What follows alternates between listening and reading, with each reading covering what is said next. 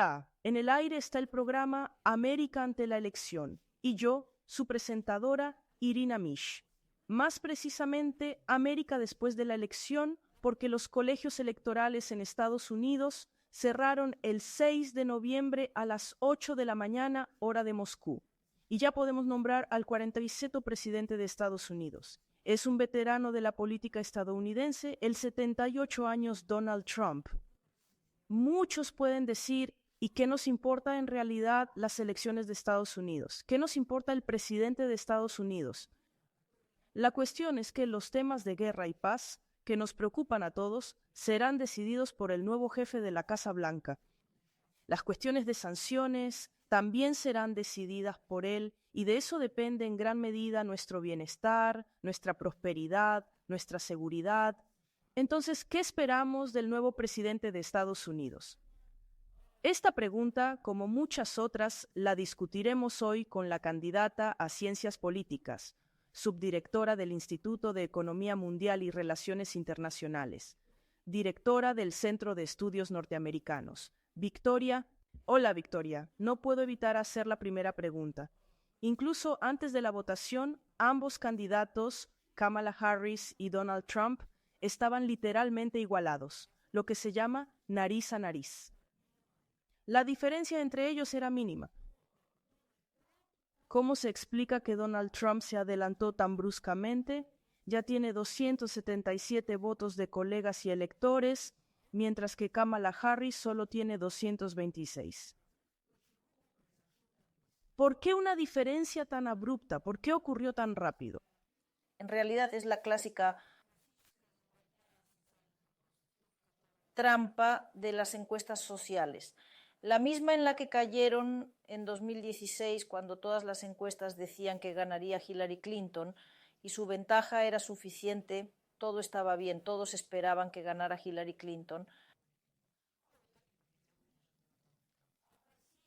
Y al final, inesperadamente, ganó Donald Trump. El miedo a no acertar, apostar por el candidato equivocado, mostrar en las encuestas al candidato equivocado, eso quedó después de 2016. Y a pesar de todas las mejoras en las encuestas sociales, al final nos encontramos una vez más en la trampa de las encuestas sociales.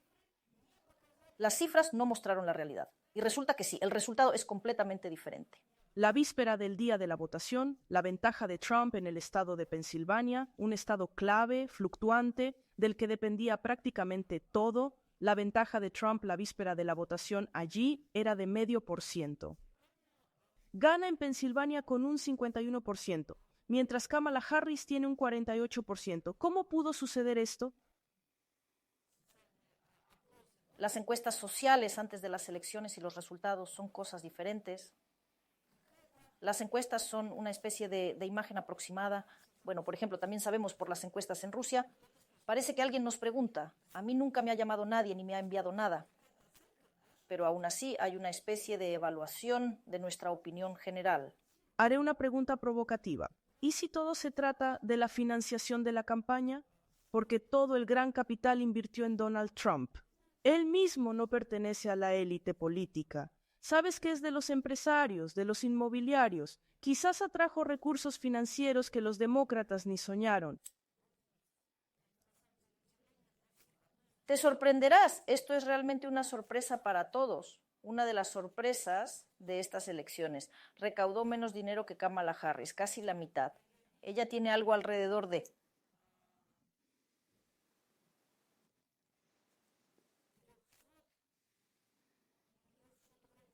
Ella tiene algo alrededor de 900 millones y él alrededor de 300 millones. 300 y algo recaudó menos que ella, casi la mitad.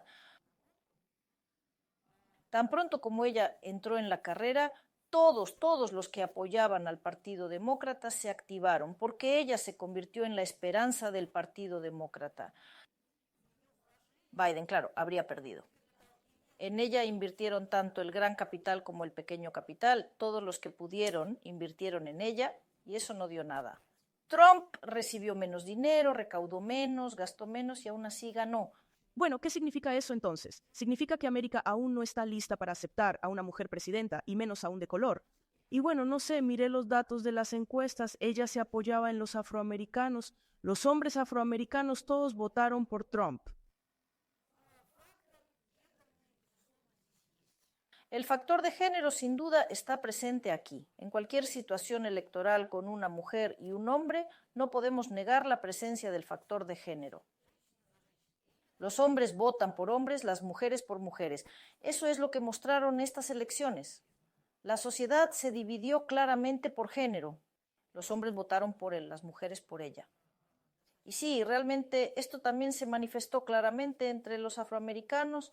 Parecía que eran más conservadores que la población blanca.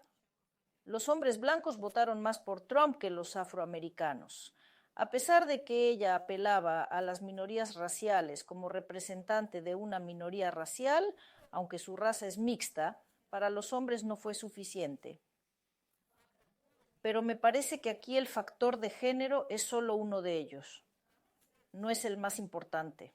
En mi opinión, hay factores mucho más importantes aquí. Es el cansancio de Biden, y aunque ella no es Biden, es su continuación. Se la asociaba como su continuación. La sociedad está cansada del Partido Demócrata, de cómo se posiciona, de que cambia lentamente. El republicano, por supuesto, también cambia lentamente. Esto es, en principio, un problema común para ambos partidos ahora, pero estos 4 años de Biden ya fueron demasiado. Demasiado para los estadounidenses. Demasiado de este declive, debilitamiento, incapaz de cumplir sus promesas. El segundo punto es la economía. Aquí, como siempre en las campañas electorales estadounidenses, la economía lo decide todo. Porque a pesar de que las cifras oficiales hablaban de crecimiento económico, realmente salieron de la recesión post-COVID. El desempleo casi alcanzó la norma habitual, la inflación cayó y el PIB crece un poco. Pero si tomamos a un estadounidense individual, su vida no ha mejorado mucho. Sus ingresos solo crecieron un 2%. Eso es poco.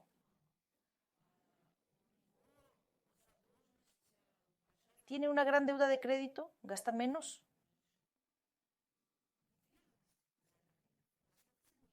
La propiedad ha aumentado de precio durante este tiempo, no puede comprar una casa.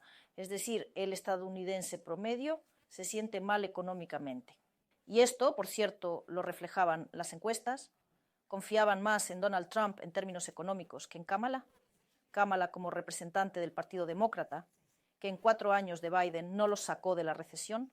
No es culpa de Biden, la recesión avanza lentamente debido al COVID, Biden simplemente no tuvo suerte y los demócratas tampoco.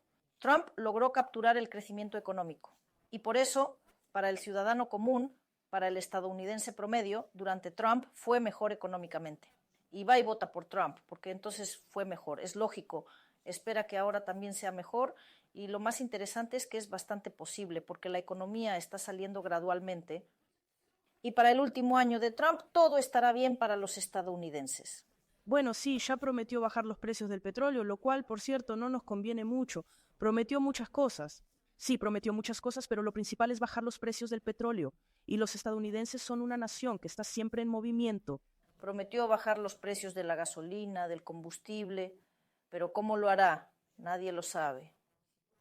Porque también prometió aumentar los aranceles a todo y normalmente al aumentar los aranceles los precios suben. Es decir, aquí el efecto puede ser completamente diferente. Pero eso ya es otra cuestión. ¿Cómo va a cumplir sus promesas? Porque prometió muchas cosas a los estadounidenses. Pero, en primer lugar, con cualquier candidato que se convierta en presidente, hay que entender que una cosa es la campaña electoral y otra cosa es lo que realmente hace después. Y eso hay que duplicarlo con Donald Trump. Donald Trump es un amante de hacer promesas. Y luego, como mostró el año 16, resulta ser un presidente como todos los demás, porque el presidente estadounidense actúa en un sistema político determinado. En él hay controles, contrapesos, hay otras instituciones de poder, un montón de restricciones que no le permiten salir y decir todo nuevo país, lo arreglé. No es así. Bueno, ahora veremos cuánto puede cumplir lo que prometió. Una de sus principales promesas es bajar impuestos. Sin embargo, como Kamala Harris ha dicho varias veces, promete reducirlos, pero sobre todo para las grandes empresas. En realidad no hay nada nuevo en esto. Es el enfoque del Partido Republicano. Consiste en que si reducen los impuestos a las grandes empresas, éstas pueden pagar más y crear más empleos. Es decir, son beneficios indirectos para el estadounidense común. Pero Kamala prometió que reduciría directamente los impuestos para la clase media y los menos favorecidos. Trump no prometió nada de esto y probablemente no lo hará. Entonces, ¿qué obtiene el estadounidense promedio que votó por él con la esperanza de un futuro mejor? Es una gran incógnita. Aquí hay un dato muy interesante. Según las encuestas a pie de urna, la victoria fue para Kamala Harris. Ya saben, las encuestas a pie de urna son cuando se pregunta a la gente al salir de los colegios electorales a quién prefieren. Kamala recibió el 48% de las preferencias, mientras que Donald Trump obtuvo el 44%. Además, el 50% de los participantes no supo qué responder.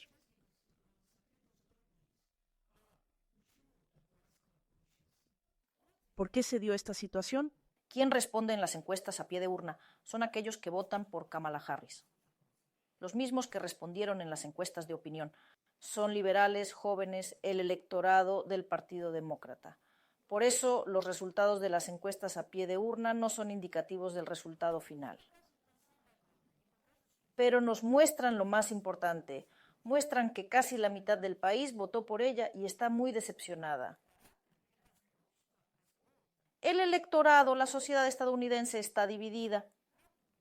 Estas elecciones muestran precisamente eso. Sí, Trump ganó con un resultado bastante bueno y considerando que los republicanos ganaron en el Congreso, esto indica que el Partido Republicano está bastante bien posicionado y tiene el apoyo de una parte significativa de la sociedad, pero aproximadamente la misma parte de la sociedad quería elegir a los demócratas. Bueno, ¿por qué los demócratas? No pudieron usar su recurso administrativo porque existía. Hubo votación anticipada, muchos votaron por correo. Y entonces incluso Trump sospechó de los demócratas de algunas falsificaciones y presentó una demanda. ¿Por qué los demócratas no usaron las enormes oportunidades que tenían en sus manos? El recurso administrativo en Estados Unidos es algo bastante interesante y muy diferente al nuestro. El recurso administrativo está más relacionado con el control partidario en ciertos distritos y estados, y se manifiesta más en cómo, por ejemplo, se dividen los distritos durante el censo.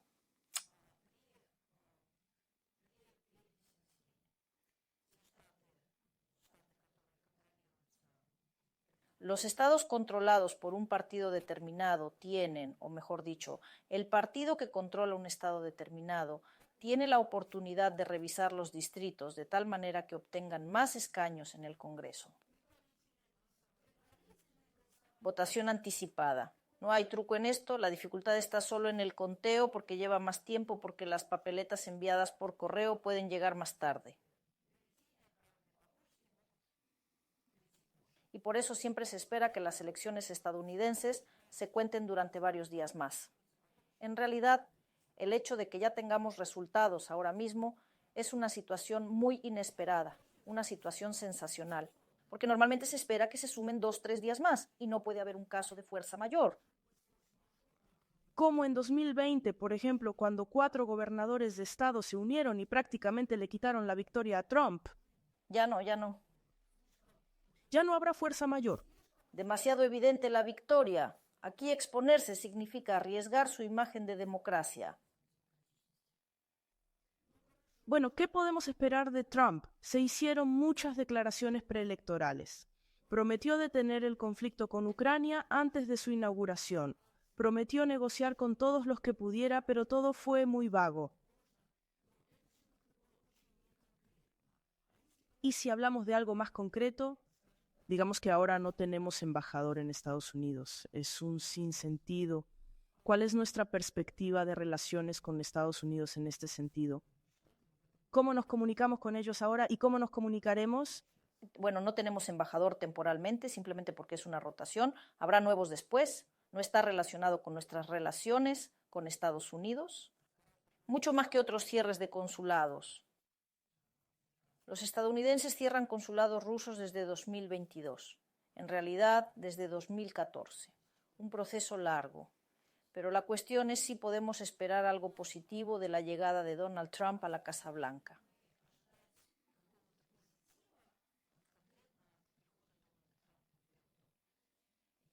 Creo que las relaciones ruso-estadounidenses son más complejas que un solo presidente estadounidense. El conflicto ruso-estadounidense es sistémico, en gran parte ideológico, relacionado con la competencia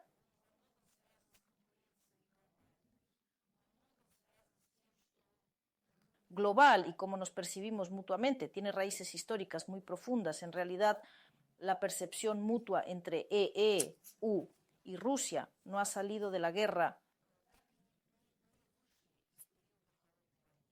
La imagen de enemigo entre Estados Unidos y Rusia cambia muy lentamente. Y en 25 años de relaciones más o menos estables y positivas, con diálogo y algo de interacción económica,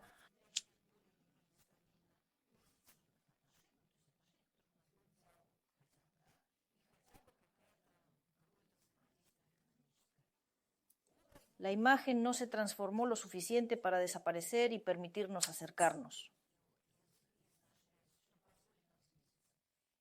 Y desde 2014, con el conflicto relacionado con Ucrania, la élite y la prensa estadounidense revivieron fácilmente esa imagen de enemigo de la Guerra Fría.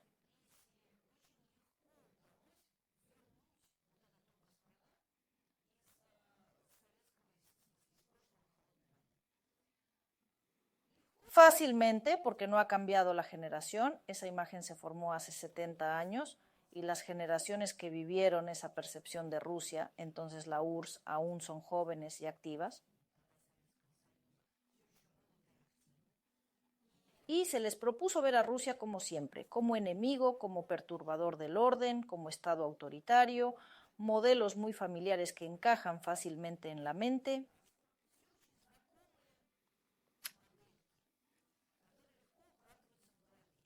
Y cuando eres un ciudadano común de Estados Unidos, nunca has estado en Rusia, no sabes mucho sobre ella, esa imagen de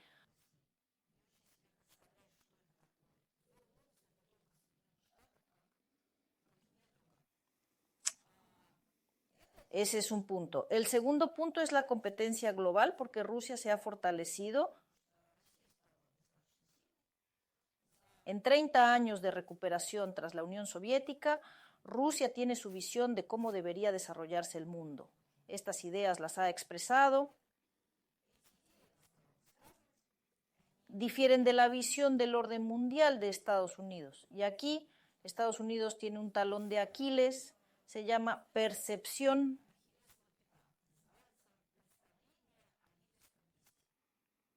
Estados Unidos está seguro de su posición de liderazgo en el mundo y es parte de su cultura política. No es que sean arrogantes o algo, es realmente parte de su autopercepción en el mundo. Independientemente del partido en la Casa Blanca o el Congreso, hay consenso bipartidista de que Estados Unidos debe seguir siendo líder. Cualquier competidor es una amenaza seria. Lo que vemos ahora con China y Rusia. Los últimos documentos estratégicos declaran a Rusia y China como enemigos, países que proponen un desarrollo alternativo del orden mundial. Y por lo tanto, son desafíos para el liderazgo estadounidense. Como mostró 2016, Trump prometió amistad con Putin, pero en 2017 se aprobó una ley de sanciones contra enemigos de Estados Unidos, incluyendo a Rusia, y toda la lista de sanciones actual es resultado de la ley firmada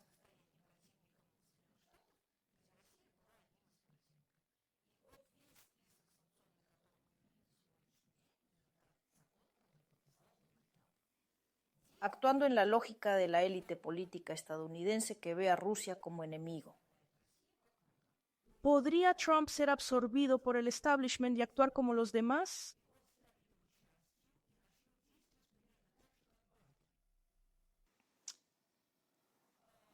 Es un tema diferente, no relacionado con Rusia, sino con si los planes de Trump para reformar Washington son viables.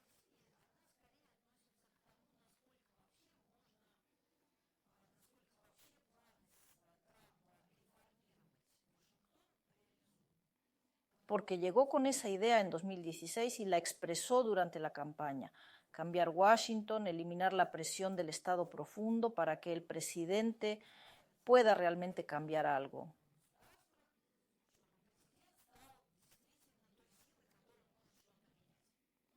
Por ejemplo, cambiará toda la administración de Biden, vendrán personas diferentes, pero eso es solo un 1%. Luego está la máquina burocrática con miles de funcionarios que trabajan en su lógica no relacionada con ciclos electorales. Trabajan en sus programas y todo lo que decide el presidente se pierde en este sistema. Entonces, ¿qué esperar de Trump? ¿Continuarán las sanciones? ¿Serán levantadas? ¿Se desarrollará el comercio entre Rusia y Estados Unidos? ¿Y qué pasará? Trump prometió terminar todo esto antes de la inauguración, pero no dijo cómo. No conocemos los detalles, entonces, ¿qué esperar de él? Creo que no deberíamos esperar mucho y 2016 ya nos lo mostró. Esperar de los presidentes estadounidenses lleva a desilusión. Porque el presidente estadounidense es parte del sistema estadounidense y no cambia el 5 de noviembre, no se convierte en otra. Basado en este largo mecanismo, basado en la imagen de Rusia, Trump vendrá, América se quedará y las relaciones conflictivas permanecerán. Pero creo que Trump no levantará, por supuesto, las sanciones. La idea de que Rusia es un enemigo estratégico permanecerá. El enfoque en el máximo aislamiento de Rusia no desaparecerá. Y ciertamente hasta el final del conflicto ucraniano nadie revisará las sanciones. Eso es simplemente en principio imposible. Pero por otro lado, Trump dijo que está a favor de un inicio no alineado con Ucrania. ¿Cómo lo ves? ¿Podría ser que él esté en contra de que Ucrania se una a la OTAN? Pero por otro lado, en Ucrania aparecerán bases de la OTAN. ¿Es una opción? La posición es que el conflicto ucraniano le quita demasiados recursos a los Estados Unidos y no es razonable en un contexto donde la principal amenaza para los Estados Unidos es China, no Rusia. Y los principales recursos deben dirigirse allí, al futuro enfrentamiento con China. Por eso, el ala derecha y conservadora lleva año y medio proponiendo reducir la financiación de la ayuda a Ucrania. Creo que esta es precisamente la idea que Trump promoverá. Esta idea será apoyada por la Cámara de Representantes y, por supuesto, el Senado, que ahora también es republicano. Y de alguna forma se implementará, es decir, ya sea completamente o con serias restricciones a la ayuda financiera y el suministro de armas. Es decir, será una especie de apagón económico de Ucrania. Por otro lado, presión económica sobre Rusia mediante la reducción del ascensor integral. No consideraría el espanto sobre la caída de los precios del petróleo, porque los Estados Unidos no son los únicos en el mercado energético. Y con la llegada de Don para Trump, el mercado no colapsará. Pero el cese de la financiación a Ucrania afectará muy seriamente la crisis ucraniana, me parece. Resulta que los Estados Unidos, con su posible decisión, trasladan toda la carga del conflicto ucraniano a la Unión Europea. ¿Cuánto tiempo podrá la Unión Europea, en la misma escala en la que ahora Ucrania recibe ayuda y donde la mayor parte es estadounidense, apoyar a Ucrania? ¿Y querrá hacerlo? Ucrania no puede llevar a cabo acciones militares al nivel que lo hace ahora por sí sola. Lo hace gracias al apoyo de los Estados Unidos y la Unión Europea. Resulta que automáticamente con la reducción de la ayuda a Ucrania obtenemos una situación completamente diferente,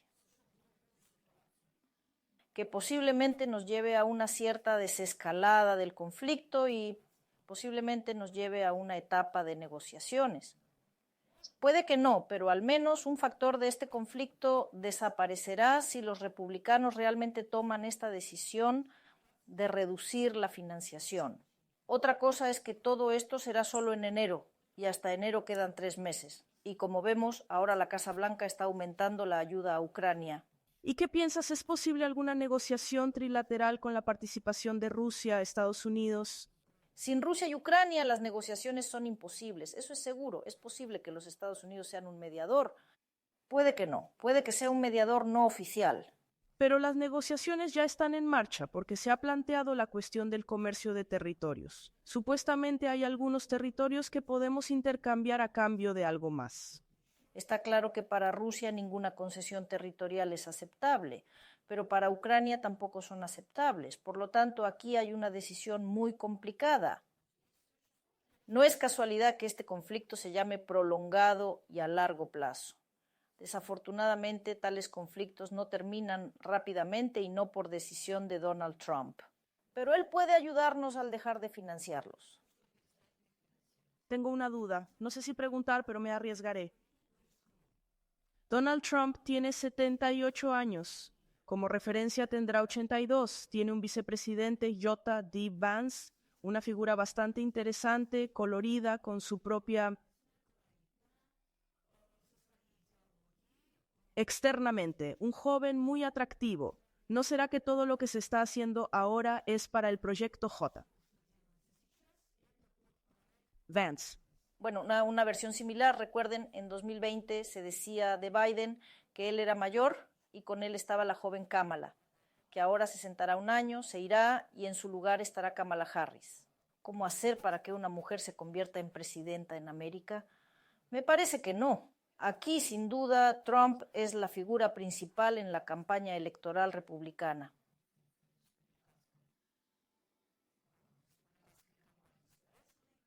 Todo el partido republicano se está formando ahora alrededor de Trump. Y Vance es, en principio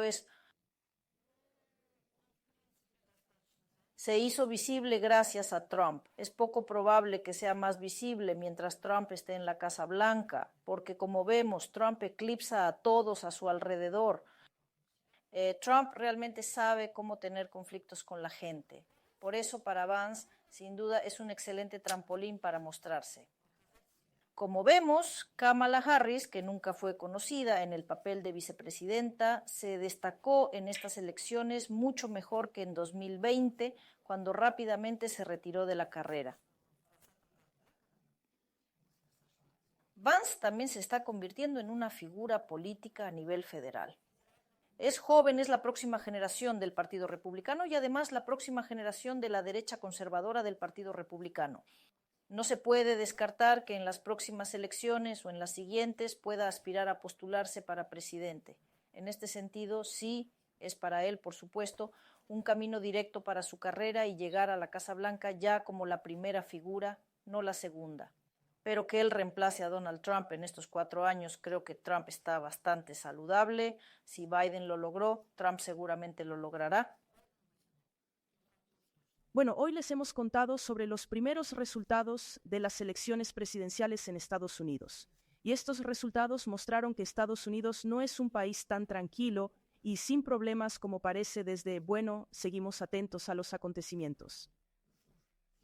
Que tengan un buen día.